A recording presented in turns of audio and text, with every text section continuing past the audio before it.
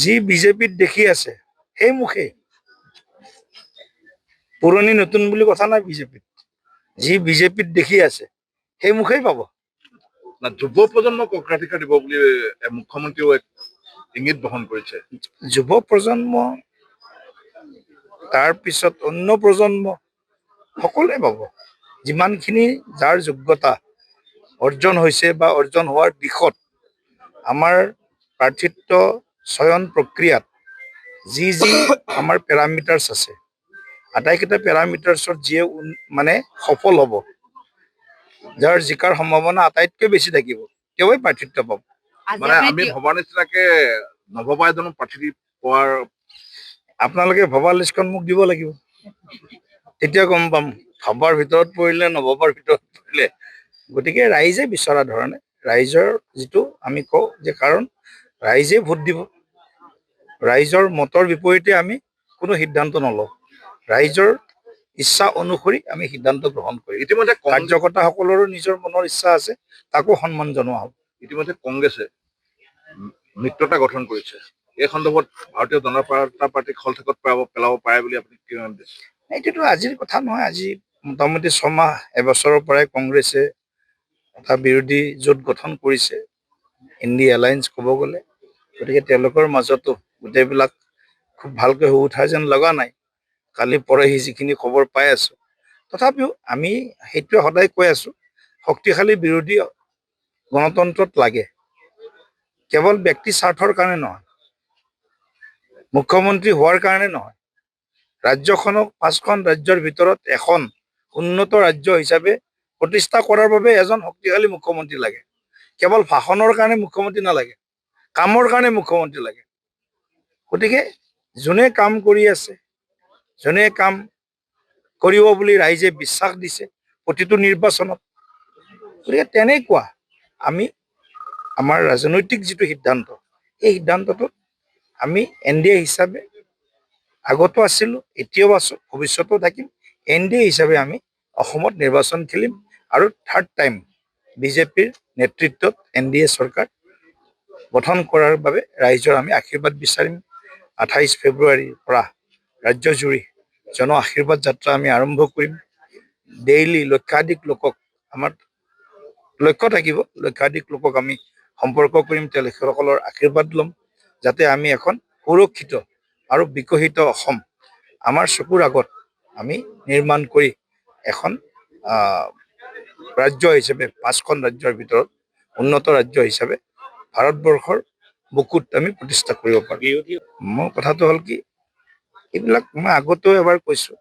এই যি এওঁলোকৰ মিত্ৰতা এইটো অস্বাভাৱিক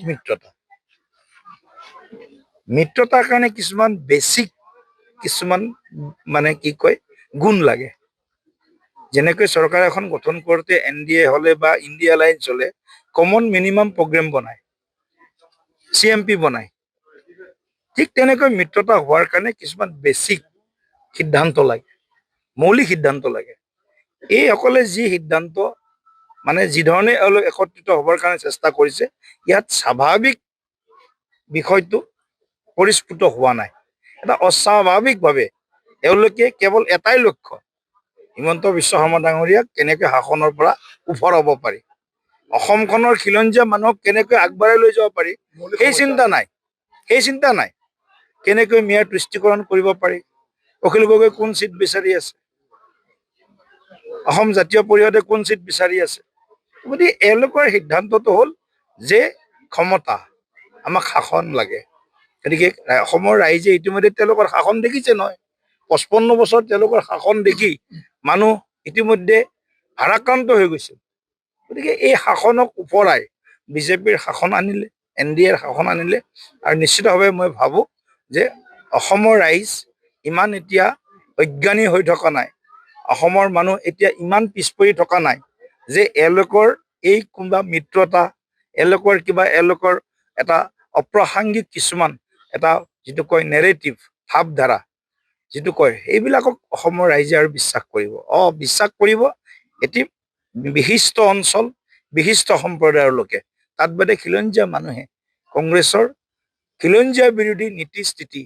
তাৰ কাৰণে অসমৰ তেওঁলোকে যি ভাবিছে হয়তো এইটো এটা কেৱল অলিক কল্পনাত বাদে একো নহ'ব। কিছু সময়ৰ পাছতে আপুনি তিয়ক বিধানসভা সমষ্টিৰ যুৱ সমাৰোহত অংশগ্ৰহণ কৰিব আৰু এইবাৰ তিয়ক বিধানসভা সমষ্টিক লৈ বিজেপি আৰু অগপৰ কৰ্মীসকলৰ মাজত বিশেষকৈ বিজেপিয়ে কৈছে আমাক লাগে আৰু অগপৰ যিহেতু দখলতে আছিল সেই সমষ্টিটোৰ লগত এইবুলি বন্ধুত্বপূৰ্ণ কিবা খেলাৰ ইংগিত আছে। নাই, এতিয়ালৈকে একোৱেই তেনেকুৱা সিদ্ধান্ত হোৱা নাই, কিন্তু যোৰহাটৰ আটাইকেইটা সমষ্টিত বিজেপি NDA নিৰ্বাচন জিকিব লাগে। সেয়া তিতাবৰ কওক, তিয়ক কওক, যোৰহাট কওক, মৰিয়নি কওক আৰু কোনটো আছিল? চাৰিটাই। তো চাৰিটাই সমষ্টিতে বিজেপি NDA মিত্ৰজোঁটে গোটেইকেইটা সমষ্টিত ৰাইজৰ আশীৰ্বাদ পাব আৰু ৰাইজৰ আশীৰ্বাদত চাৰিওটা সমষ্টিত তিতাবৰটো এইবাৰ বিজেপিৰ দখললৈ যাব বুলি আশাবাদী। তিতাবৰ বিজেপিৰ দখললৈ অনাৰ কাৰণে তিতাবৰবাসীয়ে বহুত দিনৰ পৰাই আশা পুহি ৰাখিছে, চেষ্টা কৰি আছে। গতিকে নিশ্চিতভাৱে তিতাবৰো আহিব বিজেপি, আমাৰ তিয়কো আহিব বিজেপি বা NDA লৈকে,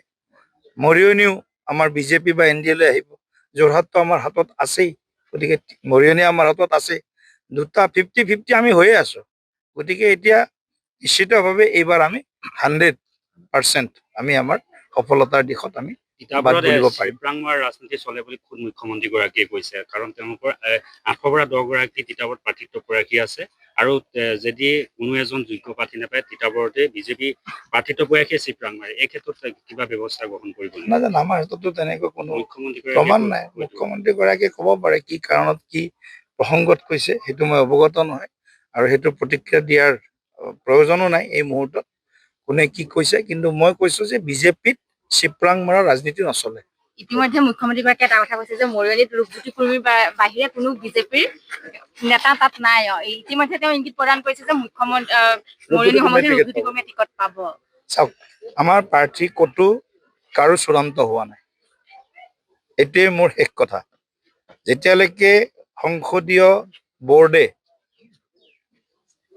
এজন প্ৰাৰ্থীৰ নাম ঘোষণা নকৰে তেতিয়ালৈকে ক'তো কোনো প্ৰাৰ্থী চূড়ান্ত হোৱা নাই।